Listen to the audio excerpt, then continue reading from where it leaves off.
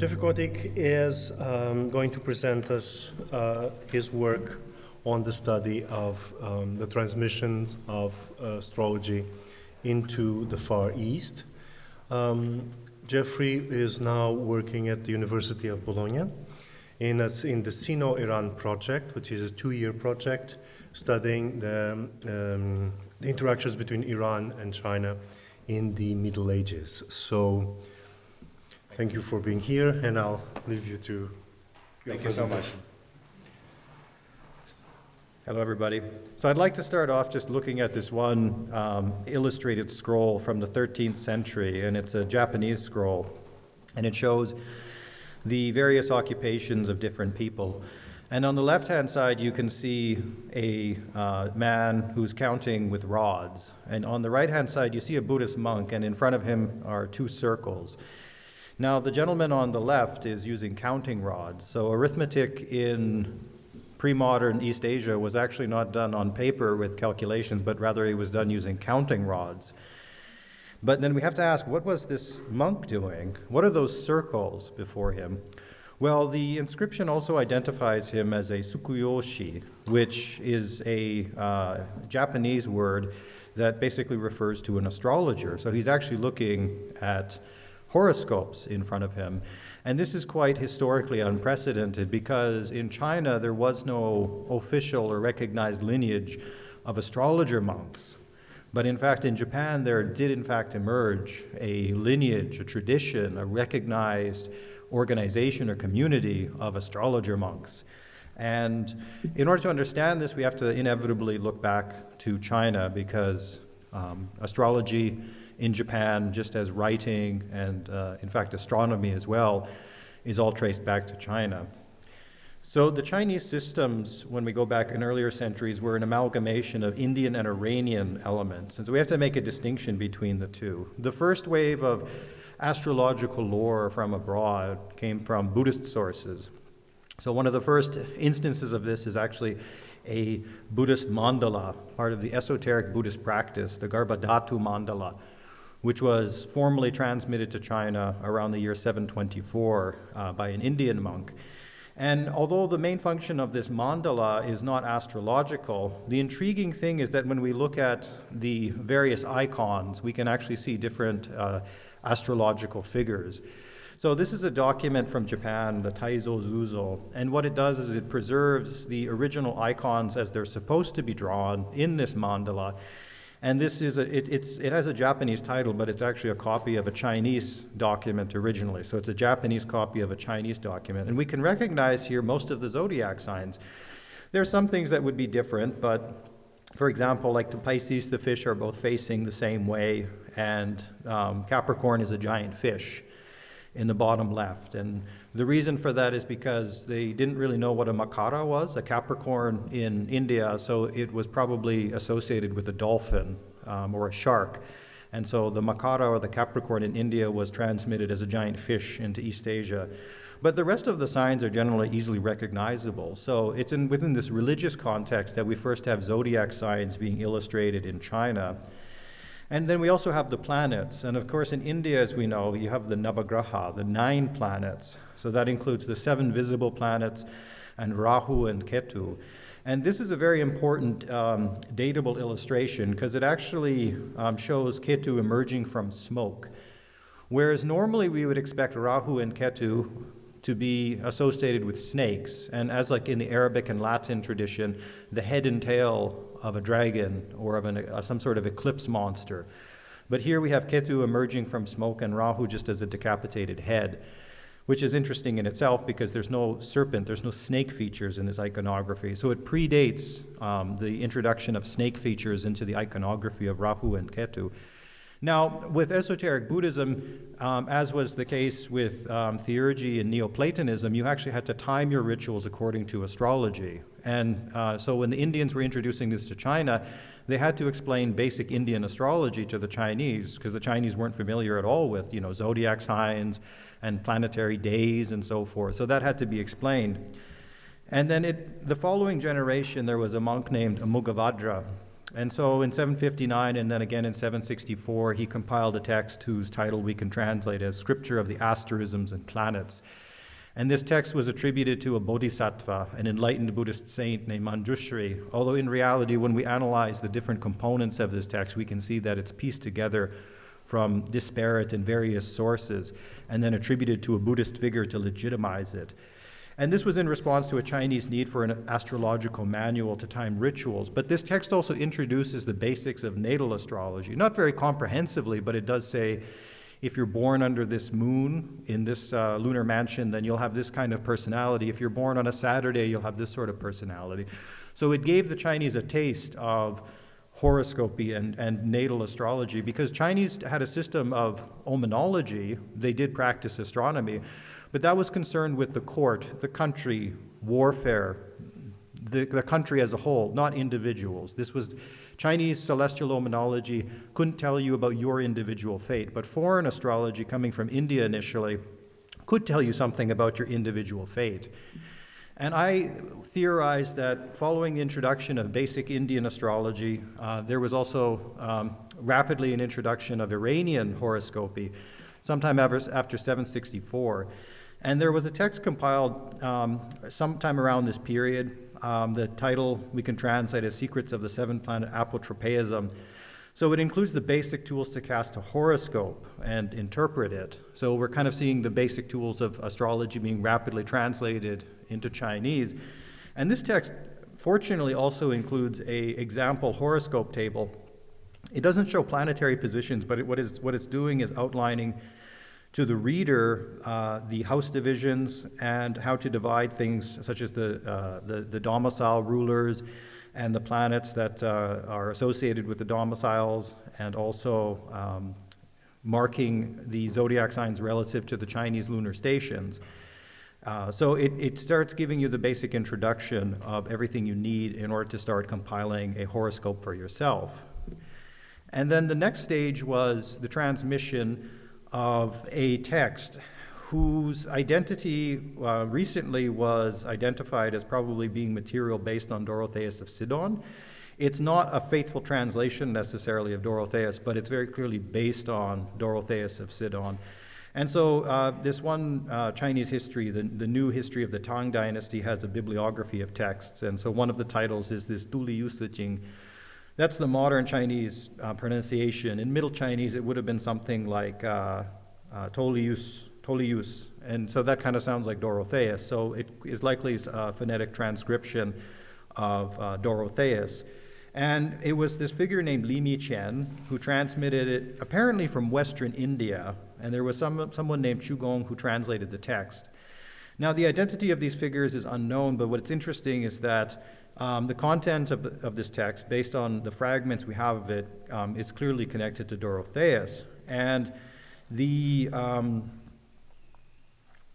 fact that it's coming from Western India doesn't necessarily mean it has to be Indian, because you had a large Persian diaspora, especially after the collapse of the Sasanian Empire in the mid-7th century, living in Western India, particularly Gujarat. So this was the formalization of astrology in China, and this was carried over to Japan. Now, the first evidence we have of horoscopy being practiced in Japan is in the 10th century. So we have a historical document in Japanese, the Nichiu Reki, which identifies a monk named Hozo.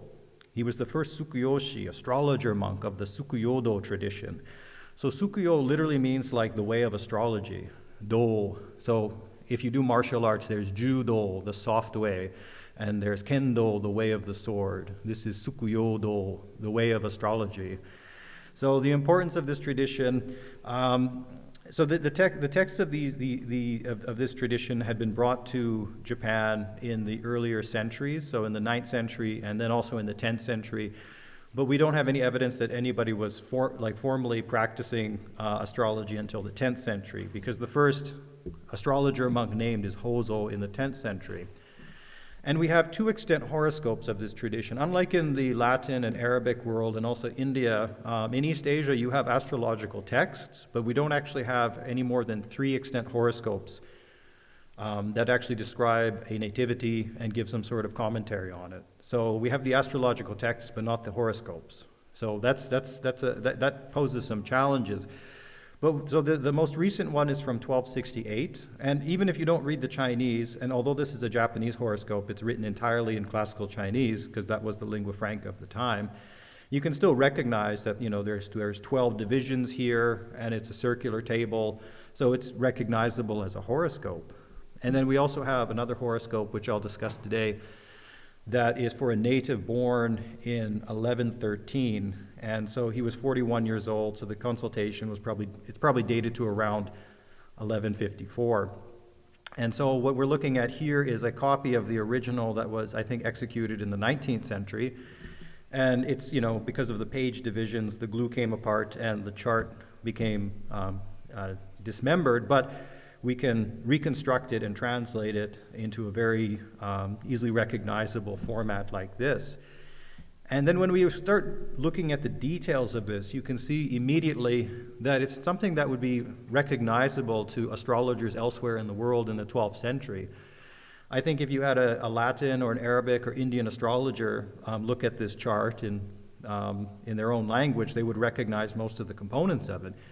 You have the 12 houses, you have the zodiacs and the domiciles, and you also have the planetary positions, the navagraha. So, and it's in a circular format. So the horoscopes that are extant from East Asia in this period are all circular, which probably also could also tell us something about the origin of where this was coming from. And we also have the 12 places. When we translate the names of them as they're given in the table, they're all recognizable from anybody who's looked at, for example, Hellenistic astrology. There's really nothing anomalous about this sort of categorization of the houses. I'll say one thing, though. The 12th house, it says disaster, but in some Chinese traditions, or I should say rather the mainstream Chinese tradition, the 12th house became associated with physical appearance rather than misfortune and disaster. And the logic behind that seems to have been that they understood everything from the 12th house to the 7th house, the diurnal arc, as representing the course of somebody's lifetime. So logically, it would make sense that the 12th house would be your formative years where your appearance comes to exist. So for example, you could predict somebody's deformities and so forth looking at the 12th house. But this Japanese tradition reproduces the more familiar type of 12th house, which associates it with disaster. So, and the other thing is that this horoscope and all of the other available sources from East Asia use whole sign configurations. So there's no other house divisions that are known in East Asia from this period. It's only whole sign divisions. Now, we have the Navagraha, so the 9 planets in the system, but there's something of an anomaly here. So Rahu is the ascending node of the moon, which makes sense, but Ketu in East Asian astrology became the lunar apogee, or apogee rather, the lunar apogee. And this goes back to basically the Buddhist use of ephemerides and calendars. It seems that they wanted to preserve 9 planets. And somewhere along the line, there was an astronomer named Cao Shi who assigned Ketu to the lunar apogee rather than the descending node of the moon. And the Buddhist tradition used this ephemerides, this system of ephemerides and this calendrical system, whereas in the Taoist tradition, they used Rahu and Ketu as the ascending and descending nodes of the moon, but Ketu, or rather they had a separate planet called Yuebei, which is the lunar apogee, and it was treated as a pseudo-planet just as Rahu and Ketu, with its own sort of personality, and it's a malefic, and it's like a feminine Mars. It's treated as a feminine Mars in the chart. The etymology of Yuebei is interesting. It seems to basically be a semantic translation of Sanskrit Chandra Ucha, which basically means the elevation of the moon. So as we know, like the lunar apogee, the moon slows down when it's approaching there, so they would have seen it as sort of the elevation, the highest point of the moon in terms of distance, because it shrinks as it approaches the apogee. Now, when we look at this chart, it does look like the Ketu could be the descending node of the moon because it appears to be opposite of Rahu, but I'll show you something shortly afterwards that would show otherwise. So the planetary positions are noted using lunar stations and not zodiac signs. So they had to adapt horoscopy into Chinese observational astronomy. But then this leads to a big question: is how do you work zodiac signs into Chinese astronomy? Because Chinese astronomy uses 365.25 degrees. It divides the celestial equator and the ecliptic into 365.25 degrees. So what they did was, it seems, they calibrated Aries to the first degree of the vernal. So the first degree of Aries is calibrated to the vernal equinox. So in a sense, that's a tropical zodiac, but in reality, they're positioning everything using the lunar stations. And so the Chinese lunar stations are not the same as Indian nakshatras. So you can see from this division that you have uneven lunar stations relative to the zodiac sign. So they would always position the planets using the Chinese lunar stations. And the Chinese lunar stations are important, but really they're more of like just a way of dividing 365.25 degrees. And what ends up happening is that the zodiac signs don't necessarily all have 30 degrees each. The Chinese were aware of 365 degrees as a system you could use to measure the ecliptic and the celestial equator. That was certainly known because they were exposed to Indian astronomy, but they never adopted until the Jesuits in the 17th century introduced European astronomy and astrology.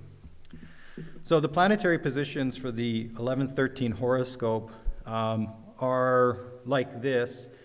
Now what's interesting is that it says that, so the eclipse godhead, which would be Rahu, it's retrograde, but the eclipse god tail is forward in motion. So if that was the descending node of the moon, we would expect it to be retrograde, but rather it's forward in motion. So Yano Michio pointed this out, that in this tradition that the Ketu is in fact the lunar apogee, which is an anomaly. But you can see that the astrologer also placed the positions of the planets down to the exact degree with a fraction. So there was also an attempt for accurate positions of the planets in the chart as well. And generally it's accurate, but the one place where it is inaccurate is the position of the moon. So I've looked at a lot of various East Asian sources, and you can see that often the position of the moon is off. And I don't really have a way to explain that, other than that maybe that the ephemerides that they were using in the calculations might not have accounted for the movement of the lunar apogee over time. But otherwise, it was generally accurate from like a scientific point of view when you run these dates through modern calculations. The other question asked about the 1113 horoscope is, where's the ascendant and what about it? So it's actually not marked in the 1113 horoscope. And what's interesting is that the astrological texts from China and Japan in the period in question don't actually appear to calculate the ascendant. And Islamic and Jesuit systems only later calculated the ascendant. So with the introduction of Islamic astrology in the 14th century and then the Jesuits in the 16th and 17th century, of course, they would have calculated the ascendant and so on. But in the period in question, Chinese and Japanese astrology actually didn't calculate the ascendant down to the degree. But this leads to another question, is like, well, how did they do this? And when we compare the Japanese horoscope to the other horoscope that's extant from China, which is from a city called Dunhuang in northwest China, what we just see is basically the ascendant is indicated using two separate lunar stations, but it's not actually giving you a degree. And the astrologer was effectively just guessing at what the ascendant was, rather than actually calculating it. The reason for this is because they didn't have spherical Earth cosmology as an accepted system in China and Japan until the 17th century. So you had astrologers making horoscopes, not actually calculating the latitude and the rising degree of the ascendant, but rather they were doing things in a different way, and they were doing this with the assumption that the Earth is flat. So you had basically flat Earth or horoscopy being practiced, even though that the systems that they were using had been imported from abroad. Also, when we look at somewhat later material too, you can see that astrologers such as Wan Minying in the 17th century discusses the ascendant. So there was material related to the ascendant that was translated into Chinese, and then it came to Japan as well. But the ascendant is basically equated to the first house. that seems to, like, they don't actually necessarily discuss the exact significations of the ascendant, but rather the ascendant and the first house are just treated as more or less the same thing.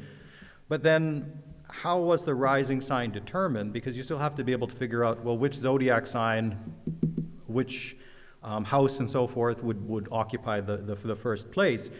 So the East Asian system of time divided the day into 12 double hours, so to speak. And this is basically how it looks like. They're not technically hours, so the hora weren't used in East Asia, but rather they divided the day into 12 units of time. And so here's what they did was they first looked at the hour or the time of the day, and then they positioned the sun where it ought to be in the chart, and then you could just fill in the rest using this way. So you actually don't get a really exact representation of the heavens and the ascendant and so on at the time of birth, but it becomes approximate. So when we compare the 3 extant horoscopes from East Asia to modern calculations, it's actually not terribly off. It's just that by modern standards, it's only very approximate. It's kind of a crude way of calculating the horoscope. So in this way, what you would do is you would just figure out where the sun was, and then you would fill in the rest of the signs, and then you could look at the positions of the planets and so on. So that's how they created these horoscopes without actually calculating the rising, the ascendant degree, the rising ascendant degree. And so it becomes very, very approximate in this way. And also the directions in the zodiac signs are both indicated with earthly branches. So earthly branches is a native Chinese concept which has multiple meanings. One of the meanings is basically it's 12 ways of dividing the Jupiter station. So the orbit of Jupiter can be divided into 12 segments, and they would divide the celestial equator into 12 different sections and use the earthly branches. Earthly branches are also associated with the 12 animals, sometimes called the Chinese zodiac. So we often hear of like year of the horse, year of the pig, etc. And so that's also connected with the earthly branches. So in this case, you have the sort of Chinese system also being used to indicate directions, but also as a shorthand for the zodiac signs. So there's also some Chinese elements also filtering into the system as well. Now the horoscope also contains commentary, several pages of prose where the astrologer is discussing the horoscope in detail. And so one of the first things that the astrologer is discussing is the triplicity rulers. And he's particularly interested in the triplicity rulers of the natal place, so the first house, the place of prosperity, the 10th, and the place of fortune. And this seems to have been in response to the inquiry of the native, of the client, who wanted to probably know about career prospects and fortune and so on. And the triplicity rulers are known in China from around the 9th century, so you do have a Taoist text which discusses the triplicity rulers. And it's done in a way that converts everything to Chinese, but it's still recognizable from like a Hellenistic astrological perspective. And instead of dividing signs into diurnal and nocturnal, masculine and feminine and so on, they just use yin and yang instead. So it's still recognizable, but it's been converted into a Chinese system. And in this way, what they're interested in the triplicity rulers for is actually for magical purposes. So the triplicity rulers of the ascendant, these will have a strong connection to fate via, the first house of the ascendant. So these are the planets that you need to keep an eye on and worship and petition in order to foster your fortune related to the first house. It's also the triplicity rulers of the 10th house. So these will be connected with your career. So you will do a puja, a ritual, in order to appease these particular planets. And also the 11th house, it's the same way here.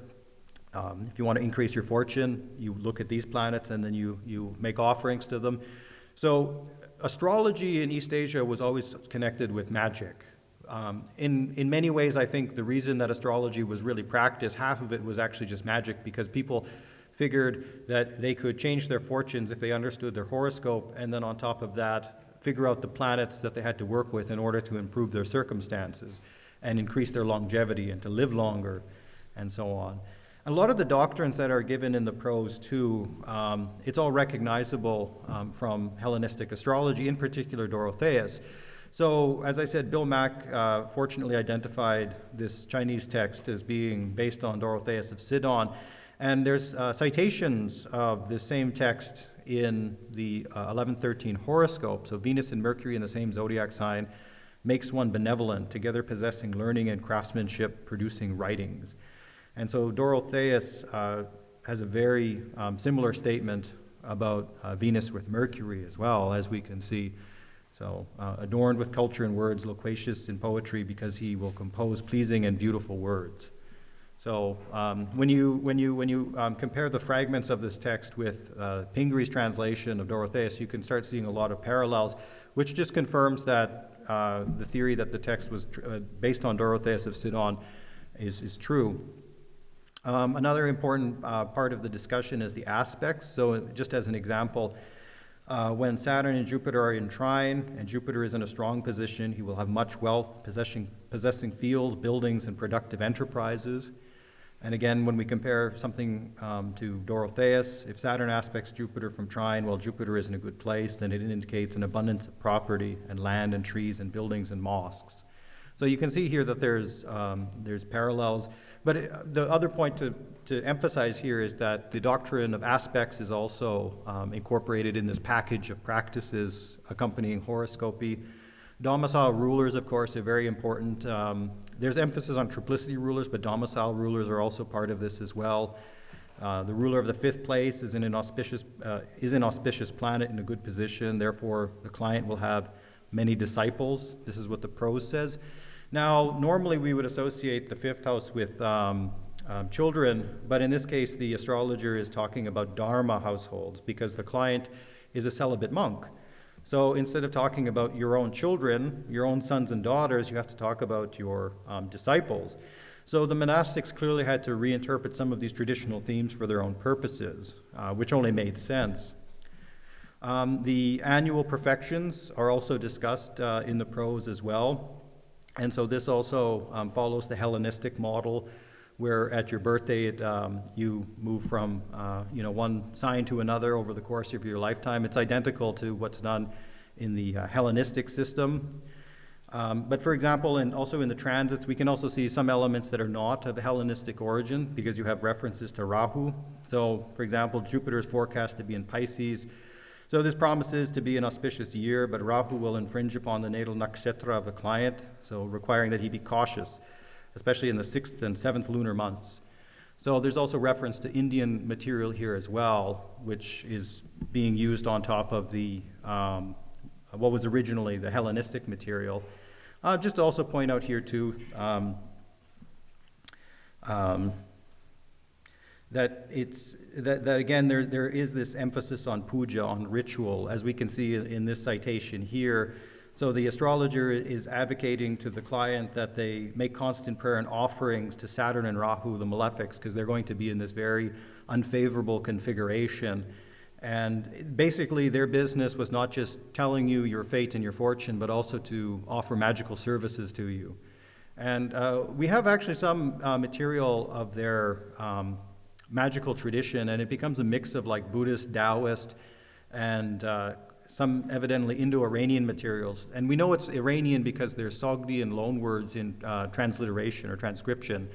So the Sogdian is an Eastern Iranian language, and the Sogdian tradition probably absorbed a lot of Sasanian material, which would predate the Arabic tradition of astral magic, presumably. And there's a lot that can be said about that as well. For example, the types of incense that are associated with the planets. For example, Picatrix, the Latin translation for Mars, gives red sandalwood for Mars, and an identical red sandalwood is given in Chinese. And Storax is given for Saturn. And again, the Chinese word for storax or styrax is also given for Saturn. So there's a lot of parallels there as well between the East Asian tradition of magic and what you see also in the Arabic tradition.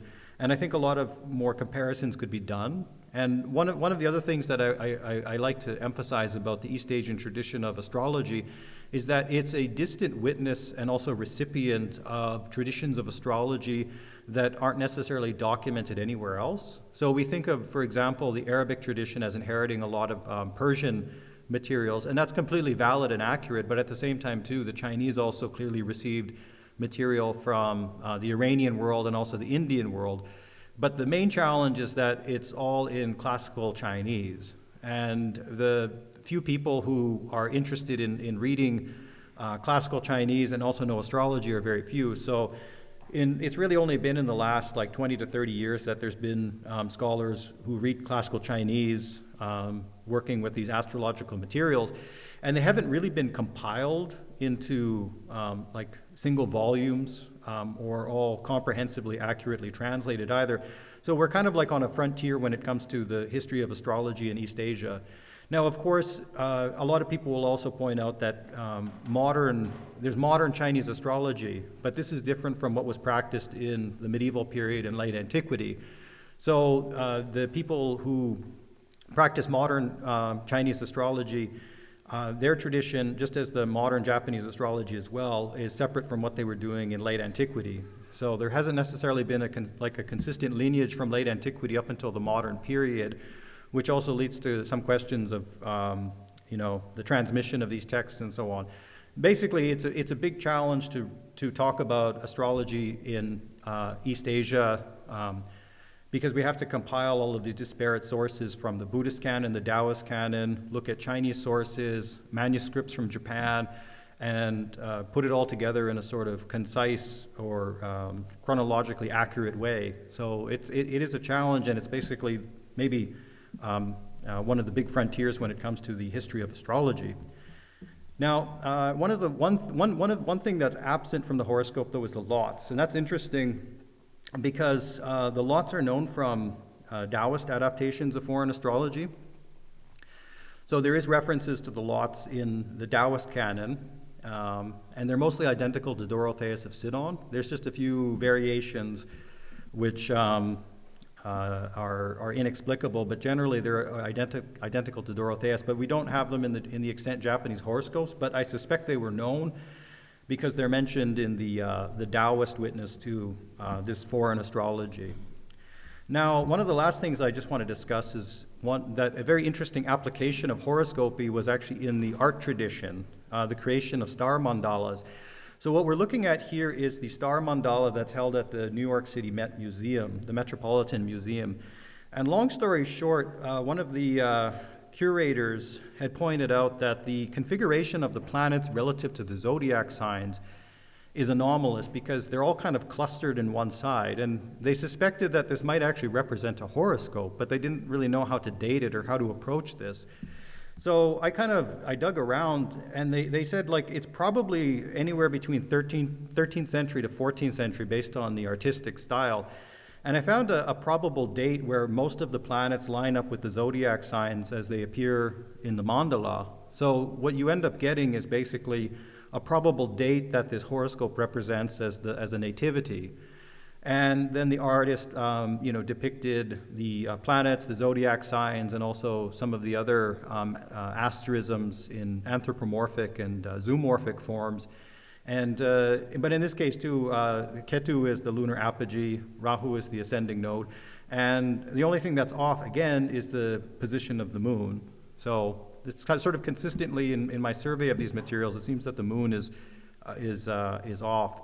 But anyways, I established this date of 1225, and I proposed to the art curator that probably the native was born at this time, and that sometime in the next 50 to 75 years they had this mandala commissioned. And the historians that I've spoken to said, well, we can't really necessarily say who this was for, but whoever had this commissioned was probably very wealthy because it wouldn't have been cheap to produce something like this. In any case, you can kind of see here how the different planetary icons line up with the zodiac signs. Interestingly, I'll just point out here, like you see Venus in the top left, and she's playing the lute, and that's identical to the Arabic codices where Venus is always playing a lute or a guitar.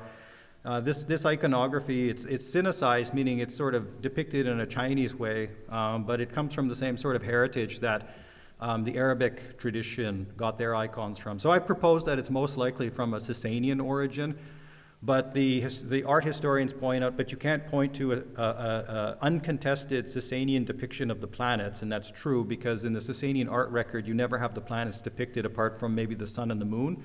But planets like Saturn, Venus, and Mercury aren't depicted in the extant art record, probably because Zoroastrianism demonized the planets, so they didn't want to depict them in art.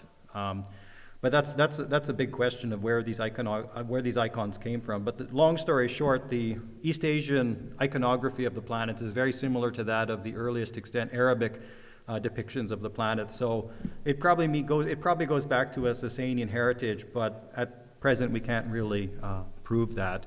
So to summarize, basically you have the introduction of foreign astrology into China starting in the 8th century.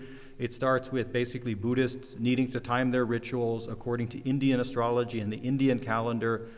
In a few decades, they start introducing the basics of natal astrology based on the Indian model. This encourages popular interest in horoscopy, the casting of like natal charts. And then you have an Indo-Iranian component. You have the translation of various texts, most likely the bulk of it being based on Dorotheus of Sidon. And then you had a very popular system of astrology developed using Chinese astronomy and Chinese mathematical astronomy. This was then carried over to Japan in the 10th century, where it was the Buddhist monks who started practicing it. And as a profession, they did it to tell people's fortunes, but they were also practicing magic in response to the needs of the client based on their horoscope. And this tradition also encouraged the production of things like these star mandalas, which are unique to Japan. And then this tradition in Japan fades away in the 14th century. And then in China, the tradition of astrology runs up until the Jesuit period, the 17th century, when they translate European astrology into Chinese. And then astrology takes on a very different direction from that period. Thank you very much.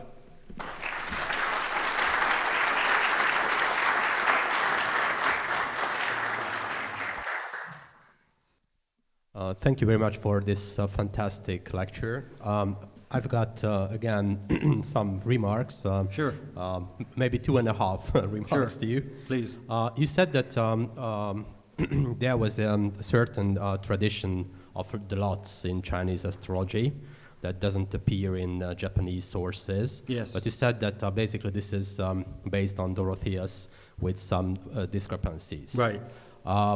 I guess it's important to point out that what we have of Dorotheus is imperfect. So that's true. It is easily possible that some of these lots are basically original. So it's important to point out. The other thing is that you also said that they had no precise methods to calculate the ascendant, but they basically so they use the clock and the position of the sun. Right. Well, I guess that this is the same procedure that mainstream Hellenistic astrologers did. So basically, it can be a lineage between them in some ways. It would be interesting if the foreign people who taught this horoscopy in East Asia were using that system to begin with. I guess we think that everybody was calculating the actual rising degree of the ascendant, but you're right that it would depend on the professional level of the astrologer, right? I don't think that this precision was warranted. Okay. Not even necessary. Right.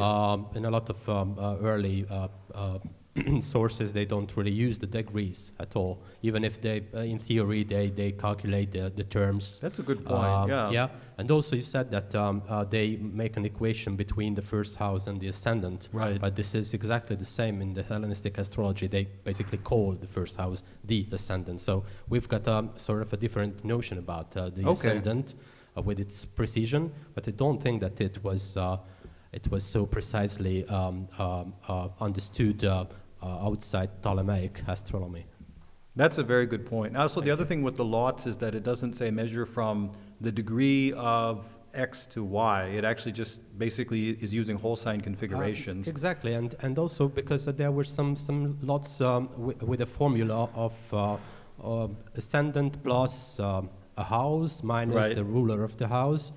what is the house? So Right. of course it cannot be a cusp if you Right. don't. That's So true. if it must be some whole sign Right. understanding of the stuff. Right. That's a very good point. Thank you. I appreciate that. Thank you very much. Yeah.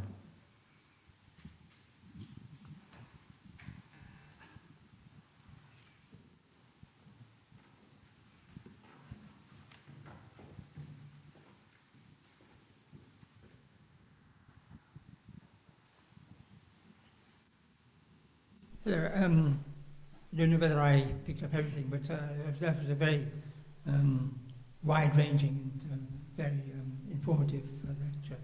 I'm just trying to pick up something that I heard recently, well, not so recently, but that in the Tripitaka, people have said that there are references to Ptolemy, probably the Tetrabiblos, but now the revised opinion is that it's not Ptolemaeus, which is transcribed into Chinese, but Dorotheus. I mean, Right. It was Yano Michio who proposed that Yeah. this Chinese text is representing Ptolemaeus. Yes. But that seems to be erroneous because, for example, in the fragments we have of this material, there's nothing really related to Ptolemy.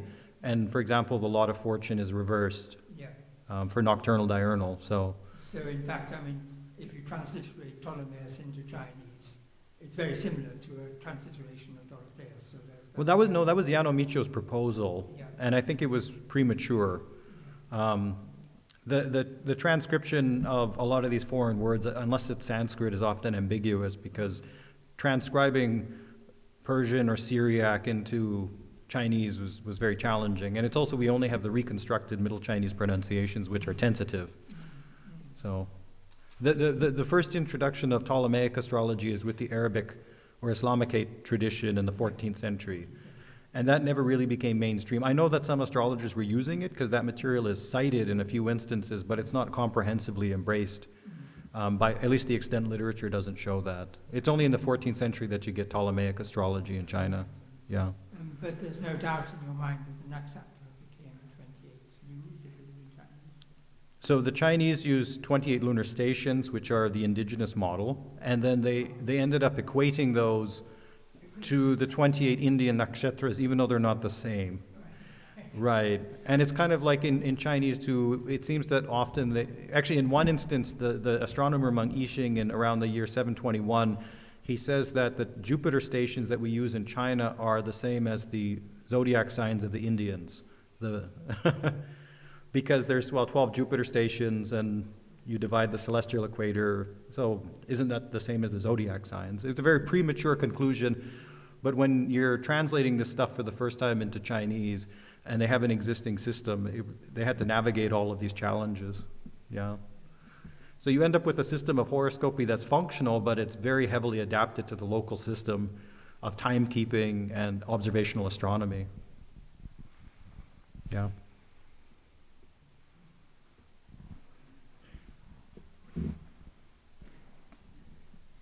It was so interesting, Jeffrey. Thank you very much for that. I really am a complete novice in this topic, so it's nice to have an introduction. I noticed something in the very beginning of your talk where you talked about the secrets, and I might have copied this wrong, secrets of seven-planet apotropeism. Right. So that, I mean, that word apotropeism, I mean, that sounds more divinatory to me, that you're doing something to ward off Right. something. The Chinese literally means like ward off disaster. Okay. Right, and it's a horoscopy manual which includes mantras and some spells you can use when the planet is in an unfortunate place. Right, okay. Yeah, and that's how that's a literal translation of the title. Chinese titles are like this. They're very, they can be very colorful. Yeah. Yes. Yeah. And Yes. I think there was a commercial aspect to that too, because Oh, yes. the astrologers. Come to me and I will ward Right. off disaster for you. Right, Yes. right. I mean, I theorize too that the reason astrology took off so quickly in China, starting around the year 800, is because of a commercial interest. In the capital, astrologers could sell this product to a lot of very interested aristocrats, basically. So imagine for the first time, suddenly you can tell your fortune based on the stars, Yeah. and it would have just been very exciting, especially for a culture that was deeply immersed in religious practices, Buddhism, Taoism, mysticism and so on. So astrology took off very, very quickly, and it was very popular. Yeah. That's really interesting. Thank you. Thank you.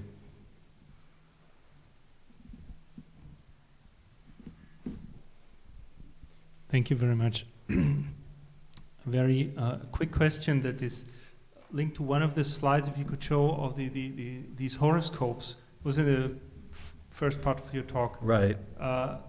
These were, you said, Japanese copies of Chinese. Oh, okay. Oh, you're talking about the icons. The icons, yeah. Right. So basically. Oh, no. No? No, the horoscopes a little later. This is really a little Right. question. I seem to see, I don't know whether it's in this one or the other one, no, the previous. There seem to be symbols. I see something on the top that looks like a sun and a moon. Is this at all possible, or am I? No. No, Those are that's Chinese. something Those else. are Chinese characters. Okay. Yeah. No. Yeah. Actually. Well, no. In the iconography, you can have like depictions of the moon with the crescent. Generally, the moon isn't depicted so much with the crescent on its own, but in this anthropomorphic form. So you see the moon here, which is this Indian depiction of Chandra, and you have the moon with the rabbit or the hare inside of it. It's not a rabbit; it's a hare. Yeah, and so and I should also point out that in China, originally the planets were material entities. They weren't gods and goddesses. So Jupiter was the wood star and Mars is the fire star. And then with Indian Buddhism, suddenly they see the planets as deities like this, and you get this anthropomorphic form of the planets. And so China incorporates the planets as deities into their pantheon. And then the Taoists pick this up very quickly as well. So the iconography is also it's very extensive, and it requires very delicate study because there's Iranian elements and Indian elements and then Chinese elements mixed in with it. Yeah. Very good. Thank you very much, everybody.